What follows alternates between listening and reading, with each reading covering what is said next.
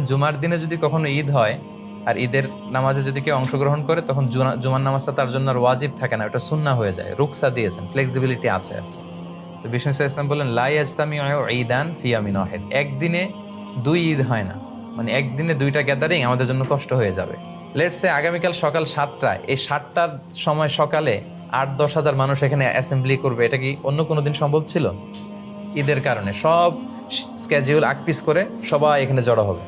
আবার ঠিক দুপুর 12টায় এই 10-15 হাজার লোক আবার একত্রিত হওয়াটা কিন্তু আসলেই অনেকের শিডিউলের সাথে কষ্টকর। এই জন্য বিশ্বনবী এখানে ছাড় দিয়েছেন যে ঈদের সালাতে কেউ অংশগ্রহণ করলে ফামান আরাদা ইয়াতি ফালিয়াতি ওমান আরাদা ইয়াতাখাল্লাফ ফালিয়াতাখাল্লাফ। সাহাবারাও যখন ঈদের জুমার দিনে ঈদ পেতেন, তারা ঈদের নামাজের পরে এই ঘোষণাটা দিতেন। তবে জুমার সালাত যেহেতু অনেক গুরুত্বপূর্ণ একটা সালাত, এবাদত, অনেক ভার্চু আছে এর মধ্যে, তো আমরা ইনশাল্লাহ শরিক হব। তবে আপনাদের যদি কারো কোনো খুব জরুরি কাজ করে যায়, এই ফ্লেক্সিবিলিটি চাইলে কেউ গ্রহণ করতে পারবেন। এরপর হচ্ছে আল ইস্তিমতা ইলাল খুতবা বা'দা সালাহ, সালাতের পরে খুতবা শোনা। একটা খুতবা হয়, এই খুতবাটা শোনাও জরুরি। আর এই খুতবাগুলোকে আরো কনস্ট্রাকটিভ ওয়েতে, আরো ইফেক্টিভ ওয়েতে করা দরকার। যেটা আমি বলছিলাম যে বছরের the biggest carnival and festival of Muslim উম্মা, প্রায় 56টা দেশ একসাথে এইটা সেলিব্রেট করবে। সো আমাদের মুসলমানদের ক্রাইসিস, আমাদের সম্ভাবনা, আমাদের সমস্যা, এই সবগুলো কিন্তু জুমার খুতবায় একজন খাতিব ইনস্ট্রাক্ট করবে তার সারমনে।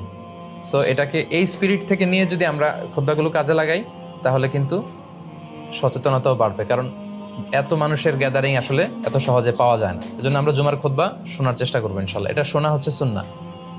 আচ্ছা, খুতবার পরে কি হয়? কোলাকুলির পর্ব। আচ্ছা, খুতবার পরে হচ্ছে শুভেচ্ছা বিনিময়। সাহাবারা শুভেচ্ছা বিনিময় করার ক্ষেত্রে ওনারা পড়তেন তাকাব্বালাল্লাহু মিন্না ওয়া মিনকুম আজমাইন, আল্লাহ আমার থেকে, তোমার থেকে, আমাদের সবার থেকে কবুল করে নিক। কি কবুল করে নিক? এই যে 29টা বা 30টা রোজা যে রাখলাম, ইবাদত করলাম, কিয়ামুল লাইল করলাম, কোরআন খতম করলাম, এসব ইবাদতগুলো আল্লাহ কবুল করে নিক। সহিহ সুন্নায় এই দোয়াটা পাওয়া যায়, এটা আমরা বলতে পারি। এটা ছাড়াও আমাদের দেশে আমরা যেটা বলি ঈদ মুবারক, এটাও অনেক সুন্দর। আরব বিশ্বে বলে ঈদ সাঈদ। হ্যাঁ, তোমার দিনটা, ঈদটা শুভ হোক, আনন্দময় হোক, এদের মতো অনাবিল সুখ শান্তিতে সারা বছরটা তোমার কাটুক, এগুলো যে আমরা বলি কুল্লা আম ওয়া আনতুম বিখাইর, এটাও বলা যাবে। এক্ষেত্রে ইদানিং অনলাইনে দেখি অনেকেই বলে যে তাকাব্বালাল্লাহু মিন্না ওয়া মিনকুম ছাড়া কিছু বলা যাবে না। না, এত রিজিড হওয়াটা আসলে ঠিক না। খেয়াল রাখবেন, একটা হচ্ছে রিলিজিয়ান আর একটা হচ্ছে কালচার। ধর্ম আর কালচার দুইটাকে গুলিয়ে ফেলা যাবে না। আল ইসলামু লা ইয়ামনাউ আনিল আখদি আন আইয়ি শাইইন জাদিদ মা লাম ইখালিফ রূহাদ-দ্বীন।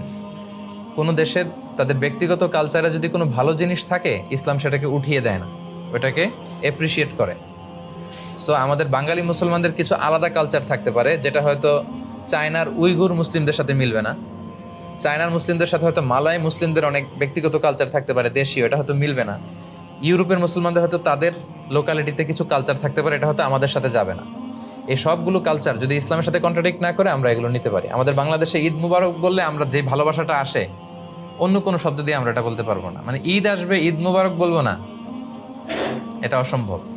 সো ঈদ মুবারক, ঈদ সাঈদ, এই জাতীয় যে কোনো সুন্দর সুন্দর শুভেচ্ছা বানিয়ে আপনি শেয়ার করতে পারেন, এতে কোনো সমস্যা নেই ইনশাআল্লাহ। আচ্ছা, শুভেচ্ছা বিনিময়ের ক্ষেত্রে সালাম দেয়া, মুসাফা করা, মুআনাকা করা, বুক মিলানো, এগুলো আমরা করতে পারি ইনশাআল্লাহ। কালকে দেখা যাবে যে একেবারে হিরিক পড়ে যাবে কোলাকুলির। তো এখানে একটা গ্যাদারিং হচ্ছে, ওইখানে যতগুলো গ্যাদারিং পান ওখানে অংশগ্রহণ করে কোলাকুলি করা, শুভেচ্ছা বিনিময় করা। আর ফটো সেশনের কথা তো বলে লাভই নাই, ব্যাপক চলবে আর কি, সেলফি সেশন ইনশাআল্লাহ। আমরা আল্লাহর কাছে কামনা করি যে আমরা এই রমাদানে যে ইবাদতগুলো করলাম, আল্লাহ যেন সেগুলো কবুল করে। তো এই পর্যায়ে আমি আপনাদের সাথে শেয়ার করতে চাই যে ঈদের দিনের সুন্নাহগুলো কি, এটিকিউটস অফ ঈদ কি।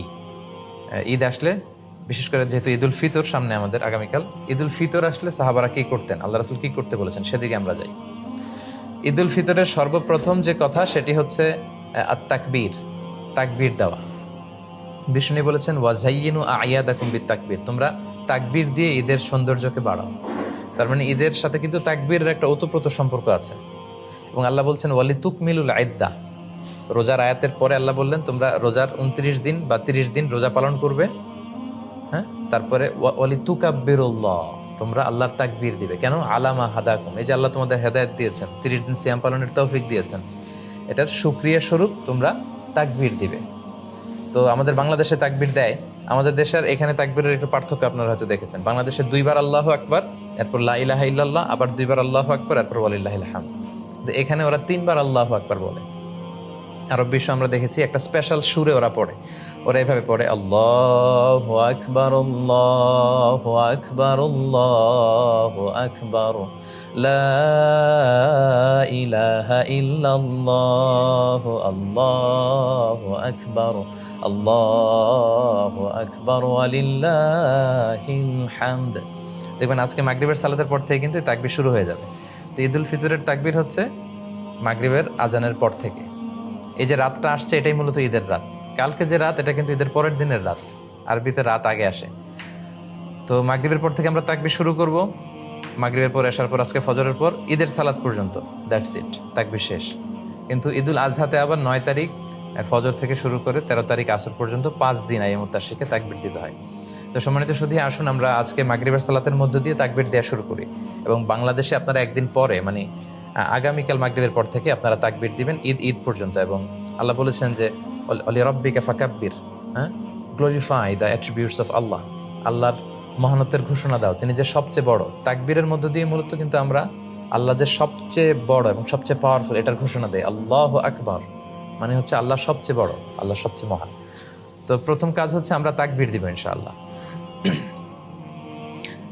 দ্বিতীয় দায়িত্ব হচ্ছে সাদাকাতুল ফিতর। সিয়াম পালনের পরে সাদাকাতুল ফিতর আদায় করতে হয়। বিষ্ণু সাল্লাল্লাহু আলাইহি ওয়াসাল্লাম বলেছেন এটা সিগনিফিকেন্স দুইটা, এক হচ্ছে তুহরাতান লিস-সাইম, রোজা রাখতে যে অনেক সময় আমরা অন্যায় করে ফেলেছি, মিথ্যা বলেছি, গীবত টিবত হয়তো করে ফেলেছি, এগুলো যাতে মাফ হয়ে যায়। 2 নম্বর সিগনিফিকেন্স হচ্ছে তুআমাতান লিল মাসাকিন, যাতে মিসকিনরাও কিছু খেতে পারে। আমরা কালকে পায়েস খাবো, ফিন্নি খাবো, সেমাই খাবো, কিন্তু যারা সুবিধা বঞ্চিত তারা কিছুই খাবে না। এটা আসলে ঈদের শেয়ারিংটা ওইভাবে হয় না, বরং তারাও যাতে কিছু শেয়ার করতে পারে, খেতে পারে, এজন্য মূলত। আর সম্মানিত শুধু এটা অবশ্যই এটা ডেডলাইন হচ্ছে আগামীকাল ঈদের নামাজ। ঈদের নামাজের আগে আপনাকে পে করতে হবে। ঈদের নামাজের পরে দিলে কিন্তু সাদাকাতুল ফিতরের সওয়াবটা আর হয় না। বিষ্ণু বলেছেন মান আদ্দাহা ক্বাবলা সালাত ফাহিয়া যাকাতুন মাকবুলা, যারা ঈদের সালাতের আগে এই সাদাকাতুল ফিতরটা দিয়ে দিল এটা কিন্তু অ্যাকসেপ্টেড একটা সাদাকাতুল ফিতর হবে। ওমান আদ্দাহা বা'দা সালাত, আর ঈদের সালাতের পরে যদি সাদাকাতুল ফিতর আপনি দেন তাহলে ফাহিয়া সাদাকাতুম মিনাস সাদাকাত, এটা নরমাল চ্যারিটি হবে, আপনি সাদাকাতুল ফিতরের সওয়াব পাবেন না। এজন্য ঈদের সালাতের আগে আমরা এটা আদায় করব। মালয়েশিয়াতে 7 রিঙ্গিট সর্বনিম্ন, বাংলাদেশে মনে হয় 70 টাকা সর্বনিম্ন, সর্বোচ্চ 2310 টাকা। খাবার দিয়ে দিতে বলেছেন বিষ্ণু ইসলাম। 4টা খাবারের কথা পাওয়া যায়, খেজুর দিয়ে, জব দিয়ে, বার্লি দিয়ে, কিশমিশ দিয়ে। তা আপনি যদি কিশমিশের হিসাব করেন তাহলে কিন্তু অনেক টাকা দিতে হয়। অর্থাৎ প্রত্যেকের লাইফস্টাইল যেরকম ওই অনুযায়ী সবাই কিন্তু আমরা 7 রিঙ্গিট দিলে হবে না। যাদের টাকা পয়সা অনেক বেশি তারা 40 রিঙ্গিট 50 রিঙ্গিট করে সাদাকাতুল ফিতর আদায় করতে হবে। তো এক্ষেত্রে বাংলাদেশে ইদানিং একটা বিষয় আমি খুব দেখি যে টাকা দিয়ে দেয়া যাবে না, এরকম খুব মতভেদ লক্ষ্য করা যাচ্ছে। আচ্ছা, প্রকৃত সুন্নাহ হচ্ছে খাবার দিয়ে দেওয়া। লেটস সে বাংলাদেশের মানুষের খাবার হচ্ছে চাল কিংবা ডাল, তো 1 সা বিষ্ণু আদায় করতে বলেছেন। মানে 1 সা হচ্ছে বর্তমানের হিসাবে 3 কেজি 300 গ্রাম। তো আপনি 3 কেজি 300 গ্রাম চাল দিয়ে দিতে পারেন বা ডাল দিয়ে দিতে পারেন। এবং সবচেয়ে গুরুত্বপূর্ণ বিষয় হচ্ছে চাল ডাল না দিয়ে আপনি টাকা দিয়ে দিলেও কিন্তু সাদাকাতুল ফিতর আদায় হবে। কেন হবে? আপনাকে মাসলাহার দিকে খেয়াল রাখতে হবে। আমরা যদি আজকে বাংলাদেশে সব গরিবদেরকে ধরে ধরে 3 কেজি 300 গ্রাম চাল দিয়ে দেই, ডাল দিয়ে দেই, তো দেখা যাবে ওর ঘরে কয়েক বস্তা ডাল হয়ে গেছে। তো ও কি ঈদের দিন ডাল খাবে? ও তো ঈদের দিন পায়েস খাবে, ফিন্নি খাবে। ওর তেল কিনা লাগবে, ওর একটা নতুন শাড়ি কিনা লাগবে, ওর একটা নতুন জামা কিনা লাগবে। তো এজন্য আপনি যদি টাকা দিয়ে দেন তাহলে এটা ওদের মাসলাহার দিকে খেয়াল রাখা হলো এবং এটা বেশি ভালো। আর এবছর আল জাজিরার এবং বাংলা ট্রিবিউনের একটা রিপোর্টে এসেছে যে রোহিঙ্গাদেরকে টেকনাফে যে ত্রাণ দেয়া হয়েছে, মানে চাল ডালের ত্রাণগুলো তারা বেশিরভাগ স্থানীয় বাজারে অর্ধেক দামে বিক্রি করেছে টাকার জন্য।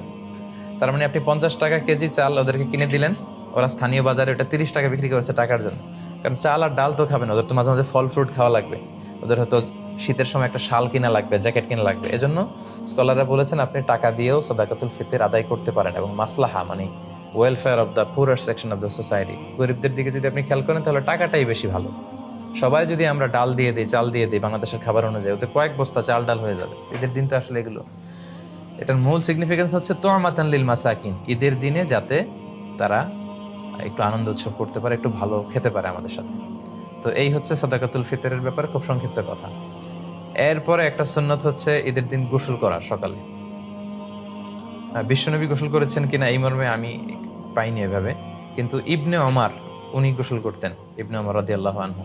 তো উনি গোসল করতেন, হয়তো উনি রাসূল সাল্লাল্লাহু আলাইহি ওয়াসাল্লামকে দেখেছেন গোসল করতে, এজন্য উনি করতেন। তো গোসল করাটা ঈদের দিন সুন্নাহ। এরপর লুবসু আহসানিস সিয়াব, আপনি নতুন কাপড় বা পাঞ্জাবি যদি থাকে এটা পরতে পারেন, আর নতুন কাপড় না থাকলে পুরাতন যেগুলো আছে এগুলো ধুয়ে আয়রন করে ওইটা পরতে পারেন। এরপর ঈদের দিন আরেকটি সুন্নাত হচ্ছে আত-তাতীব। তাতীব মানে হচ্ছে তিব ব্যবহার করা, সুগন্ধি, পারফিউম। এটা এমনি ব্যবহার করাও সুন্নাহ। বিশেষ করে ইসলাম পারফিউম দিতেন, আমরা তো সাধারণত হাতের এই জায়গায় দেই না, আল্লাহ রাসূল সাল্লাল্লাহু আলাইহি ওয়াসাল্লাম হাতের এইখানে দিতেন। এটার সিগনিফিকেন্স হচ্ছে উনি এখানে আতর ইউজ করে যার সাথে মুসাফা করতেন তার সাথে বিশ্বনবীর ব্যবহার করে আতরের ঘ্রাণ চলে যেত। সবার হাতে হাতে বিশ্বনবীর আতরের ঘ্রাণ। আর বিশ্বনবী মাথার এইভাবে সিঁথি করতেন, তো সিঁথি করে এইখানে আতর ঢেলে দিতেন, কপাল দিয়ে বেয়ে বেয়ে পড়তো। এই জন্য উনি যেখানে সেজদা দিতেন ওই সব জায়গায় আতরের ঘ্রাণ পাওয়া যেত। হাদিসে এসেছে আরবাউন মিন সুনানিল মুরসালিন, চারটা হচ্ছে সব নবীদের সুন্নাত। এই চারটা সুন্নাত সব নবীদের মধ্যে পাওয়া যায়। এক হচ্ছে খেতান, সব নবীরা সুন্নাতে খাতনা করেছেন। আর নিকাহ, সব নবীরা বিয়ে করেছেন, দু একজন ছাড়া। ইয়াহইয়া ঈসা আলাইহিস সালামের ব্যাপারে পাওয়া যায়, হয়তো বিয়ে করেন। আর সিওয়াক, সব নবীরা মেসওয়াক করতেন। আল উতুর, সব নবীরা পারফিউম ইউজ করতেন। তো সুযোগ হলে আমরা পারফিউম ইউজ করবো ইনশাআল্লাহ। এরপরে হচ্ছে আল আকলু ক্বাবলাল খুরুজ আলা তামারাত আও গায়রিহা, আগামীকাল ঈদের সালাতে যাওয়ার আগে আমরা খেজুর খেয়ে যদি সুযোগ হয় বেরোবো। আগামীকাল কয়টায় জানেন সেন্ট্রাল মস্কে নামাজ? সকাল 8টায়। এজন্য ফজরের সালাতের পরে যদি একটা সানি ঘুম দিতে চান, যে একটু একটা হালকা একটু পাওয়ার ন্যাপ নেই, পরে উঠে কিন্তু জুমার সময় হয়ে যাবে আর কি, আগামীকাল জুমা না। তো এরকম তিক্ত অভিজ্ঞতা কিন্তু এখানে আছে অনেকের। এজন্য অবশ্যই ফজরের পরে ঘুমাবেন না, গোসল করে শাওয়ার নিয়ে আপনারা রেডি হয়ে যাবেন ইনশাআল্লাহ। তো ঈদুল ফিতরে যেটা হয়, মিষ্টি জাতীয় কিছু খেয়ে নামাজে যাওয়া সুন্নাত, কিন্তু ঈদুল আজহাতে আবার বিপরীত। ঈদুল আজহাতে কিছু না খেয়ে নামাজে যাওয়া সুন্নাত। কারণ ঈদুল আজহার সিকোয়েন্সটা আল্লাহ বলেছেন যে ফাসল্লি লিরাব্বিকা ওয়ানহার, মানে আগে সালাত পড়বেন, তারপরে কুরবানি করবেন, তারপরে কুরবানির গোশত খাবেন বা কিছু খাবেন। মানে আসসালাতু আউওয়ালান আন-নাহর সানিয়ান ওয়াল আকলু সালিসান। কিন্তু ঈদুল ফিতরের সুন্নাহ হচ্ছে আপনি ঈদগাহে বা মসজিদে যাওয়ার আগে মিষ্টি জাতীয় কিছু খাবেন, খেজুর, চকলেট, ফিন্নি, পায়ের যদি মহল্লায় কেউ আপনাকে দাওয়াত করে আপনি হয়তো খাইলেন। মাঝে মাঝে কিন্তু অনেকে করে ইনভাইট করে সবাইকে।